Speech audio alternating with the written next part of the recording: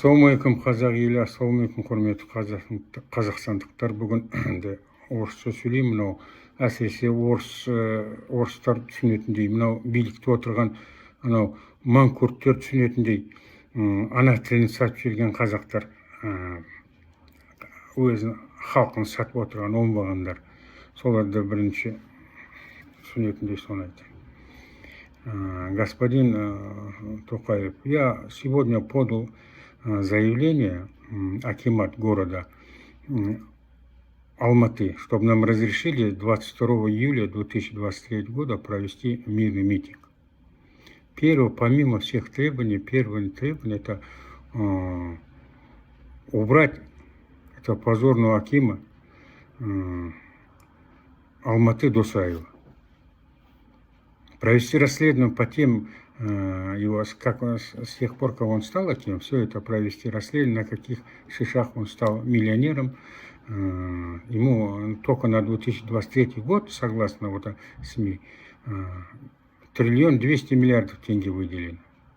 И вместе с тем убрать памятник, находящийся в церкви. Церковь это находится на территории Казахстана, на казахской земле находится. И если этот поп так любит этого Александра Невского, так уважает, так пусть он меняет гражданство, едет в Россию, и там он смотрит на Александра Невского или на кого хотел.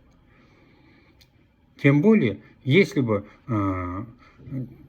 Александр Невский был бы стоя на коленях перед Батыханом, такой памятник мы поддерживаем, пожалуйста, его в центре, даже на площади можно установить. Но там он на коне сидит. Когда он посещал Казахстан, Александр, не знаю каких шишов мы должны его на своей земле держать, Александра Невского. До 1945 года он был предателем русского народа, потому что служил верно Батухану. Он за счет поддержки Батухана он убивал своих русских соперников, своих конкурентов, князей убивал, их семьями уничтожал. Понимаете, он был предателем, это история. И нам он 100 лет не нужен. Так же, как и аким города Алматы, который он чуть ли не на коленях у этого попа, какого-то позорного попа, который никто не знает, и чуть ли не руку не целовал. Я думаю, он даже готов бы на колени стоять, чтобы он оставался акимом или как он. Разве могут? Да он опозорил весь казахский народ, весь Казахстан опозорил. В связи с этим, господин Токаев, первое требование – это изначальное требование у нас освободить всех политических заключенных, включая по хантарским событиям. Все, которые они страдают, сидят в тюрьме, терпят муки, терпят вот эти пытки, которые там в отношениях совершали и, возможно, совершают, они, каждый один из них, он больше стоит, больше заслуживает уважения всех чиновников, которые находятся у власти, начиная с Назарбаева. Все, кто стоит у власти, всех этих взять, десятки тысяч человек, докончая до сегодняшнего, это, наверное, чиновники.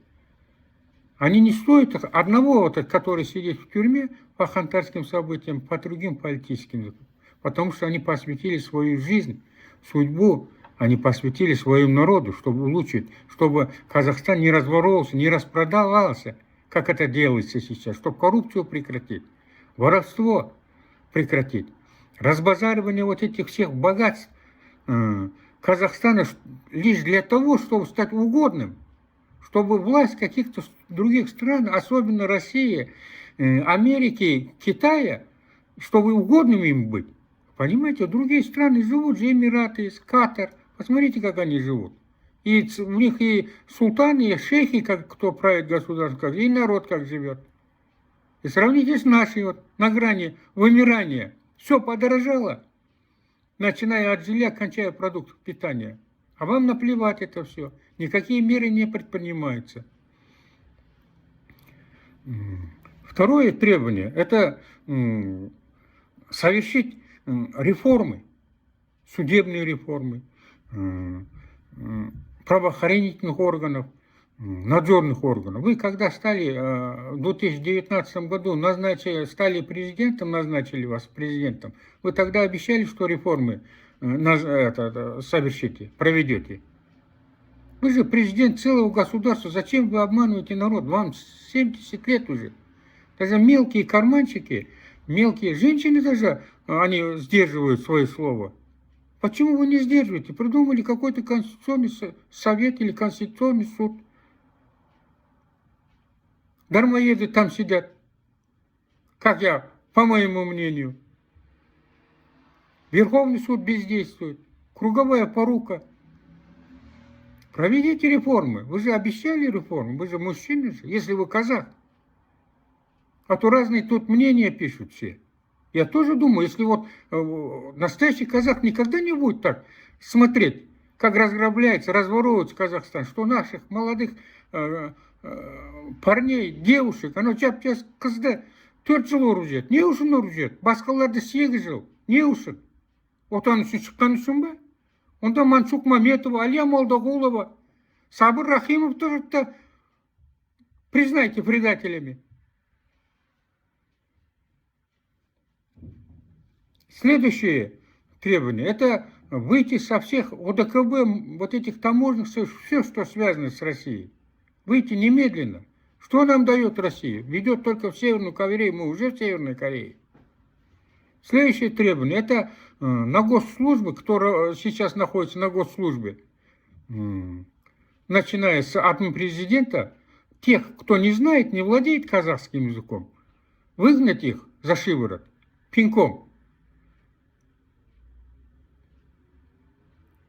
А взять на работу тех, кто знает государственный язык, вместо них. Особенно среди русских, других европейских национальностей. Они с самого детства намеренно изучали казахский язык, знают казахский язык. А Назарбаев их снял всех с должности, даже ведущих. Вот Оксана Петрис, там еще много девушек было русской национальности, славянской национальности, которые отлично знали русский язык. Вот 31-м девушка Атхмет, ее не видать. Специально сняли, чтобы они не были хорошим примером. Вместо них взяли вон, как рыцароподобных каких-то женщин. Что 31-м канале, что КТК, которые, получая огромные зарплаты, ни одно слово казахского языка не знают. 30 с лишним лет живут в независимом Казахстане, и один казахский язык до сих пор не изучил. Хотя вот эти плохие американцы, как их называют, прогнившие зад, приезжают, они полгода живут, говорят на казахском, детей казахскими именами называют. Вы понимаете, из-за того, что... Почему они так делают? Потому что они не признают нас. Менсбейдол бізді қазақты. Олар қонақ ашин. Следующее требование – это пересмотреть все контракты и национализировать, которые связаны с недрами земли. Особенно также касается вот евразийской тройки. Они нам погоду сейчас делают. Вот это что погоду делает, диктует, оплачивает всех нурботов, негодяев, что там в YouTube-каналах, что этих. Они на нашем сырье деньги делают и какой-то, как я предполагаю, чуть выделяют этой, которые, продажные верхушки, которые сидят, и білген істеп жатыр олар. Тілді де құртып жатқан солар басына немелермен. Жаңағы біздің спорттарға комментаторды да солар төлеп жатыр. Басқа жаңағы қазақ спортсмендер принижать етіп. Соларды бәрін национализировать ету керек. Все надо национализировать и пересмотреть контракты. Кабальные для Казахстана. Всем известно, что Назарбаев их всех продал. Для чего? Чтобы быть угодным в первую очередь. Чтобы по Жанаузинским событиям там его не привлекли. И вообще оставаться без конца у власти. Сейчас я так понимаю, он там и диктует у власти, так он и находится. То, что здесь, чтобы власть сейчас делает только вид, что борется с назарбаевской семьей. А на самом деле, по моему мнению, они вот это все тянут, якобы борются с коррупцией, на самом деле тянут, чтобы спокойно Назарбаев умер, и другие потом перешли снова члены его семьи к власти. Миллиарды долларов. Принять меры, дать поручение, по которым 25 миллиардов долларов было похищено у государства, выделяя на ковид и на строительство модульных больниц в Казахстане. Их прекратил Ахмеджанов почему-то, все вот эти проверки и возврат денег. 25 миллиардов долларов – огромная сумма. Это можно было всю экономику восстановить, которая убита бы за эти все 30 лет, все промышленности, легкой, тяжелой, всякой промышленности, сельское хозяйство восстановить, вооружение полностью купить всякими американским оружием, что никто нам не только нос не сунет. Эти требования. Остальные требования я изложил, в заявлении. Прошу вас, как президента, дать поручение, в первую очередь, освободить политических заключенных. Қазақ халқына бір жақсылық істеп кетіңіз. Всех. Хантарские события. И второе, дать поручение акимат, если до сих пор этот аким работает, Тосаев, чтобы разрешил провести мирный митинг с мирными требованиями, которые мы с сыном изложили в заявлении.